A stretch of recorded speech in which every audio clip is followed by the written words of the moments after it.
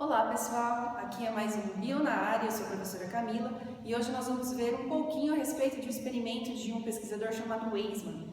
E é muito importante nós entendermos o conceito de Weismann e o que ele quis passar com o experimento dele e os resultados obtidos para nós entendermos o lamarckismo e por que a teoria de Lamarck foi derrubada. Para isso, vai lá na aula de Lamarck, assiste o lamarckismo, volta para você conseguir entender todo o conceito. Tudo bem? Vamos para a nossa aula.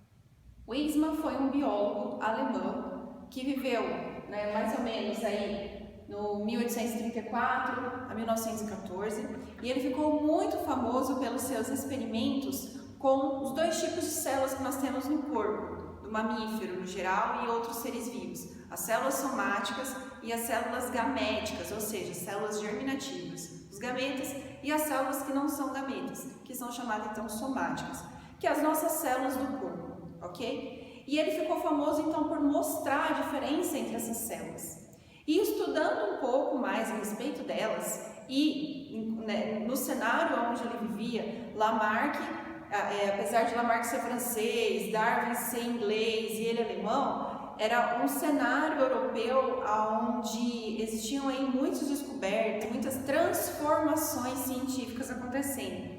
E aí que ele então desenvolve um experimento para mostrar que Lamarck não estava tão correto nas leis dele. Vamos só lembrar rapidinho, Lamarck falou então sobre a lei do uso e desuso. Se um ser vivo usar muito uma estrutura ou então desusar essa estrutura, ou seja, parar de usar, essa estrutura que é usada muito vai ser desenvolvida. Essa estrutura ou órgão ou parte do corpo que não está sendo usado, ou seja, desuso, vai atrofiar. E isso, então essa seria a primeira lei. E quando um ser vivo adquire essa característica, adquire uma característica, ele passa para as próximas gerações, ele passa para a sua prole.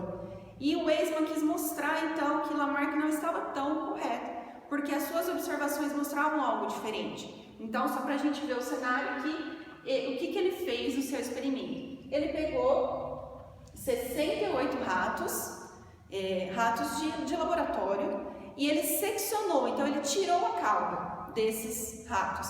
Então, entre eles, macho e fêmea, ok?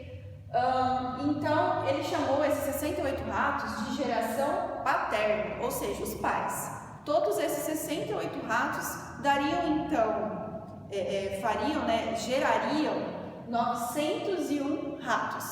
Porém, o que ele observou? Segundo a lei de Lamarck, então, se você seccionar o rabo, ou seja, perder o rabo, foi cortada a cauda, então a prole não deveria ter mais. Mas não foi isso que ele observou. Segundo seus estudos, os 91 ratos foram gerados, então, por 5 gerações. Esses 68 ratos aí que ele chamou de geração parental, geração paterna, os pais, são, então, 5 gerações de ratos que geraram esses 91 ratos, artificialmente mutilados, por isso a remoção da cauda. E ainda assim, não houve um único exemplo de cauda rudimentar ou anormal nesses 901 ratos que ele obteve, filhotes dos 68 ratos que ele mutilou, que ele seccionou a cauda. Então isso já é um indício, tipo, poxa, Lamarck falou sobre a lei do uso e desuso, e aí quando a gente seccionou não deu certo, a geração continuou, então cadê a lei dos caracteres adquiridos na prática? Então, uma das contribuições dele foi justamente essa, derrubar as leis de Lamarck.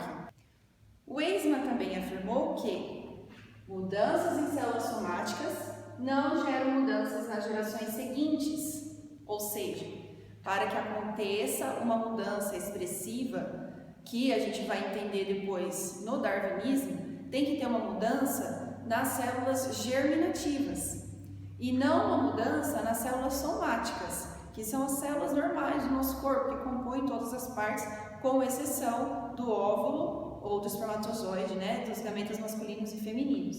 Então, somente mudanças nessas células que são geradoras de um novo ser vivo. Por isso, o Weismann ficou muito famoso e a contribuição máxima dele para a ciência, dentre muitas, mas essa é a mais assim famosa, é porque ele derrubou as leis de Lamarck.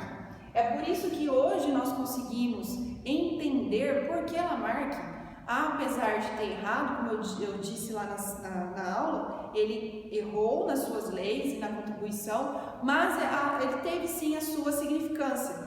Porque ele foi o primeiro a dizer, o primeiro a afirmar e falar alguma coisa sobre o transformismo das espécies, contrapondo o fixismo. Além de, claro, a gente sabe que características são transmitidas, então ele foi o primeiro a falar sobre a transmissão dessas características. Apesar delas não estarem tão corretas na forma como ele expressou, ele teve sim contribuições. Mas as duas leis dele foram derrubadas por causa desse experimento de Weismann. Ok?